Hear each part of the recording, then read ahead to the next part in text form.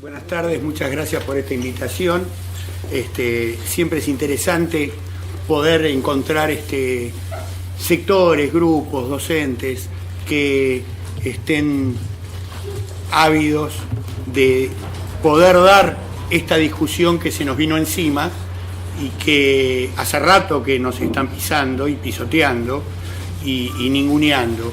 Así que bienvenido a este espacio para poder decir algunas cosas que uno siempre quiere compartir. Yo a veces me voy muy para atrás, y ahora me fui muy para atrás. Me fui a 1492 y al documento fundacional de la pedagogía latinoamericana, podríamos pensarlo así, que es el famoso documento de requerimiento de obediencia de José López Palacios Rubios, leído en 1492, y como decía Galeano, se los leía de noche y sin la presencia de los nativos. ¿Qué era ese requerimiento de obediencia?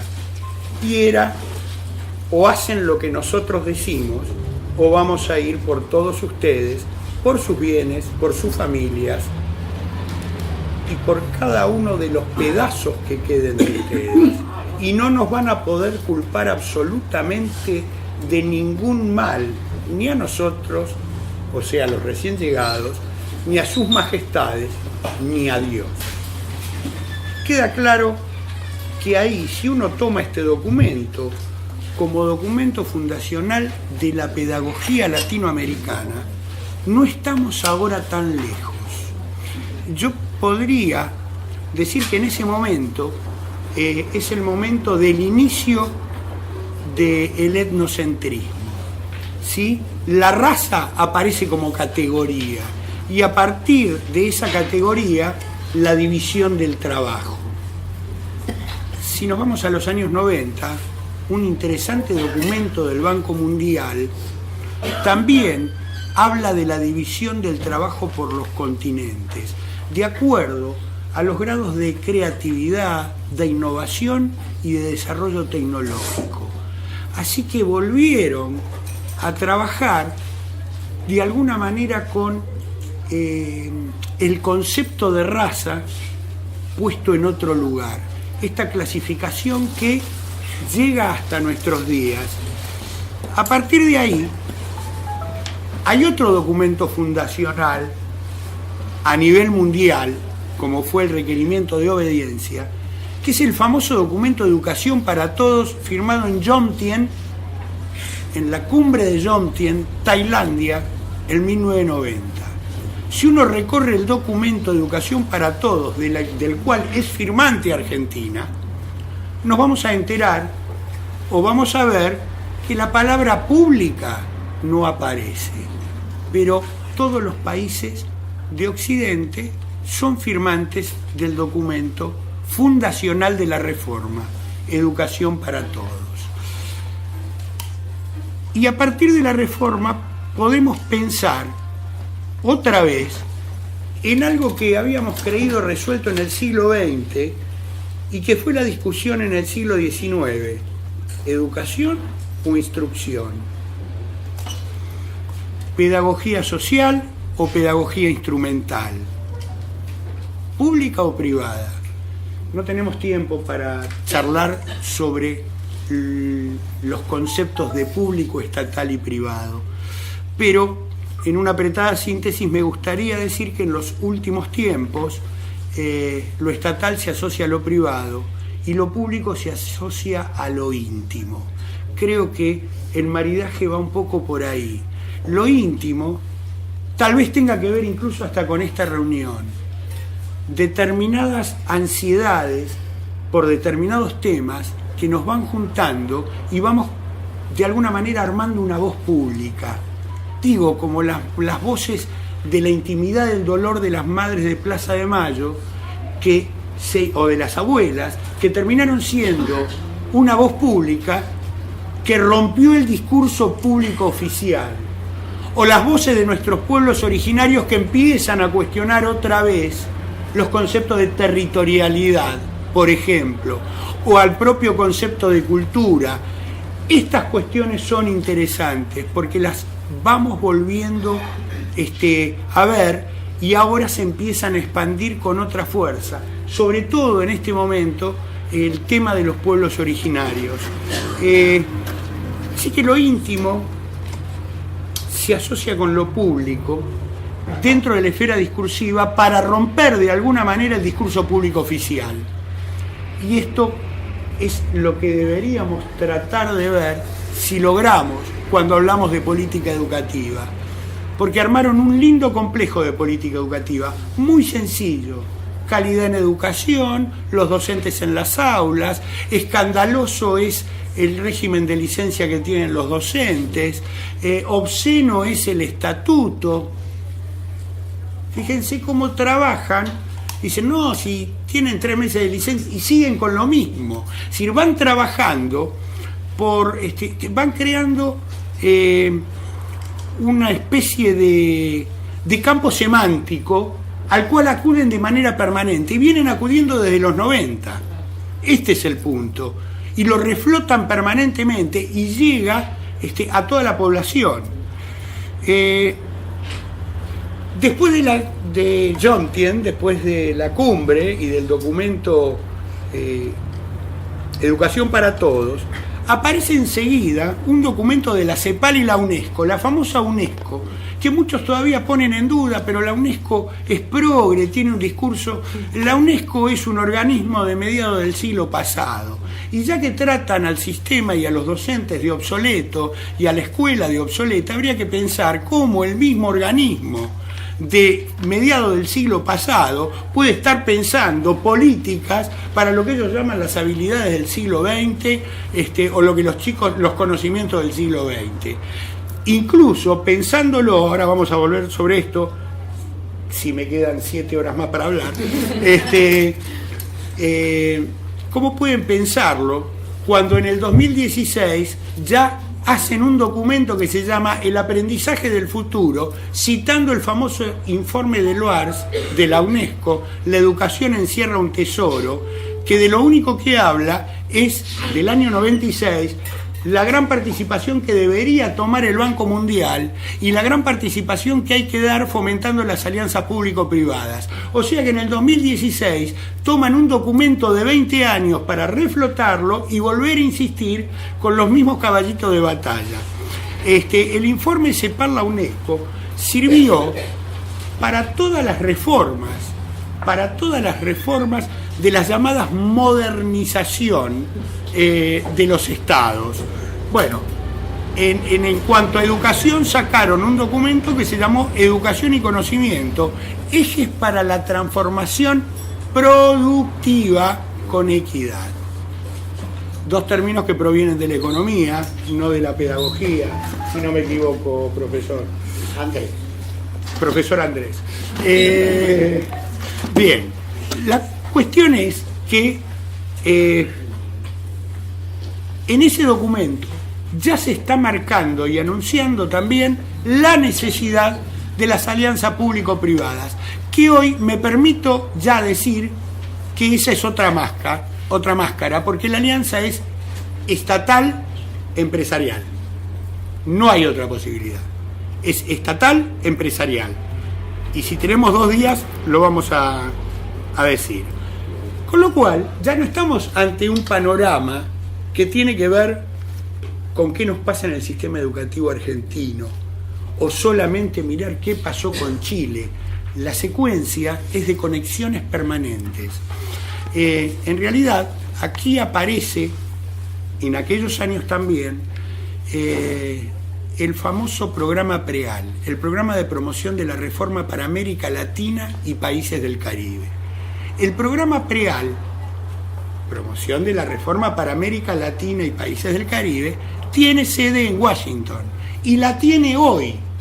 Ustedes pueden entrar hoy en preal.org y van a ver que siguen sacando documentación. Aquí en Argentina, en los años 90, circuló por las escuelas una especie de encuesta que arriba en chiquitito decía Preal/CINDE. ¿Qué era el CINDE? CINDE. /CINDE.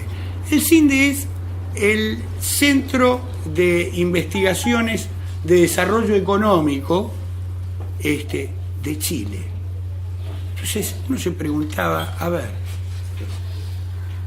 ¿qué relación hay entre el preal de Washington, que estaba presidido por John Petty, Estados Unidos, y José Octavio Bordón, Argentina? José Octavio Bordón, no fue casual que cuando asume Néstor Kirchner, los yanquis le dijeran, tu embajador es es Bordón, para darle continuidad en el programa preal, que era la verdadera investigación para llegar a Latinoamérica. Entonces, mirando un poco, uno veía que todas esas encuestas del preal iban a parar al CINDE de Chile. El CINDE de Chile se las daba ya con opinión a la Universidad Católica de Chile, que fue el faro latinoamericano de recaudación de información.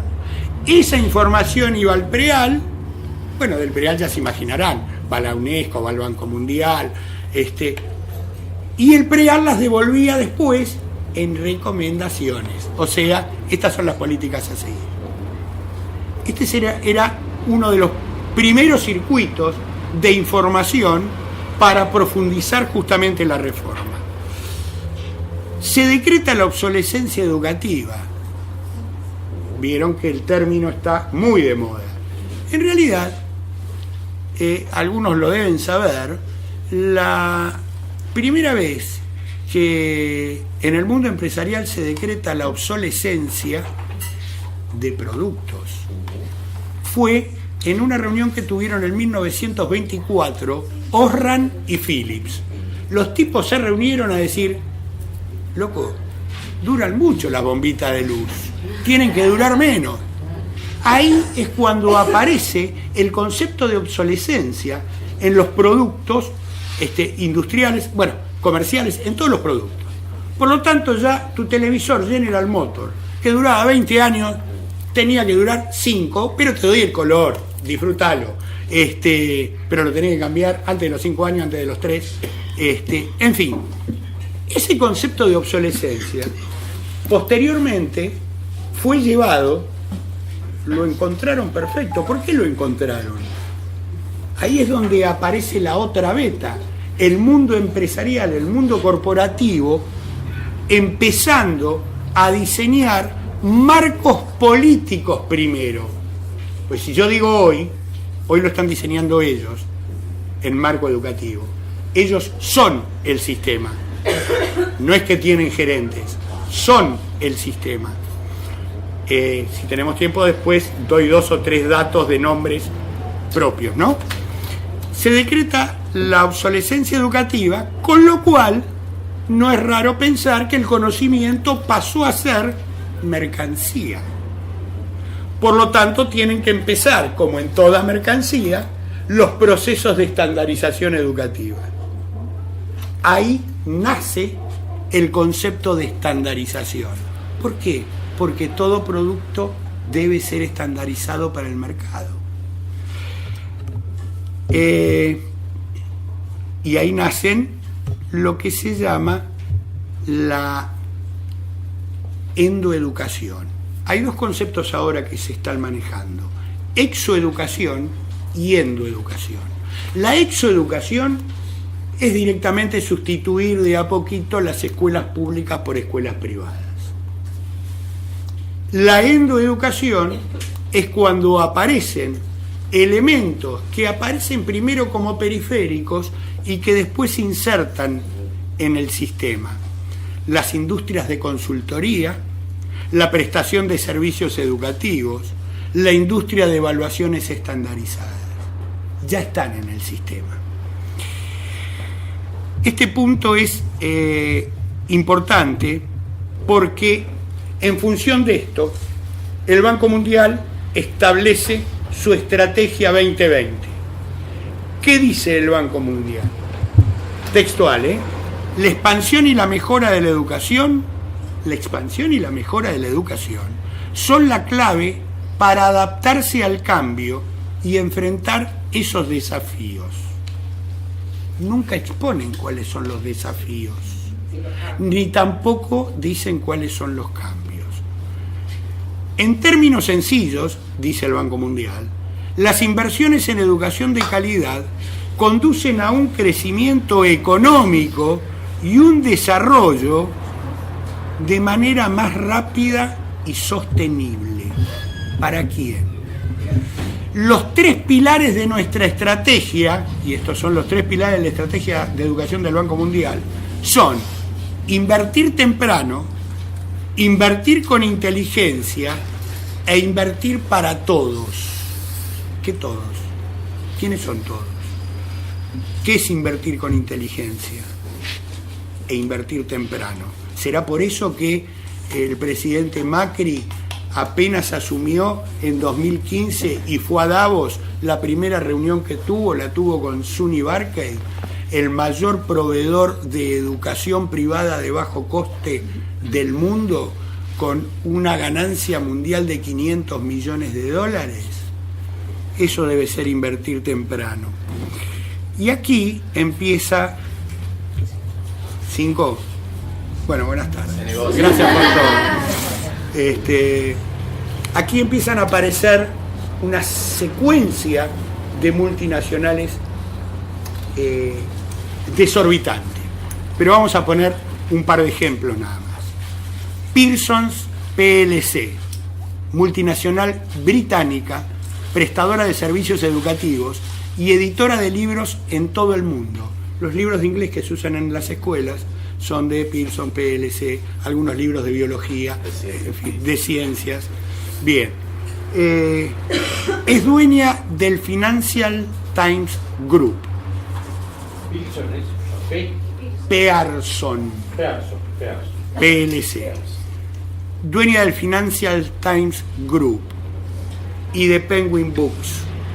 Me detengo en lo del Financial Times Group porque uno de los mayores accionistas, por lo tanto es accionista de Pearson, es el super archi recontramillonario Rupert Murdoch, que dijo que era hora de activar un poco a los inversores, porque el mercado de los Estados Unidos, el mercado educativo de los Estados Unidos, está valuado en 500.000 millones de dólares.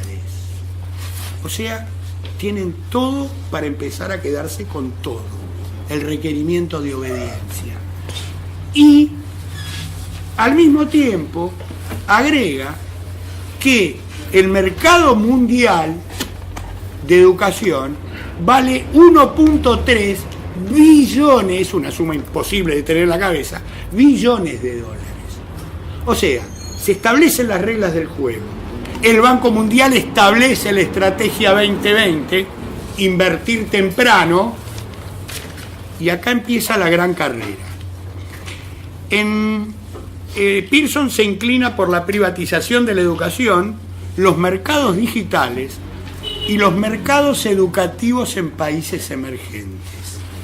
Y promocionó la Learning Metrics Task Force en 2012, grupo de trabajo de métricas de aprendizaje. ¿Dónde fue probada en Latinoamérica la Metric Task Force? Es decir, el grupo de trabajo de métricas de aprendizaje, los aprendizajes medibles, en la ciudad de Buenos Aires, en un convenio que hizo con el Ministerio del ahora ministro, que ahora va a ser candidato a senador, Bullrich. Hizo un convenio y ahí estuvieron trabajando, armando el grupo de trabajo para aprendizajes medibles, de donde surgen después las pruebas a aprender.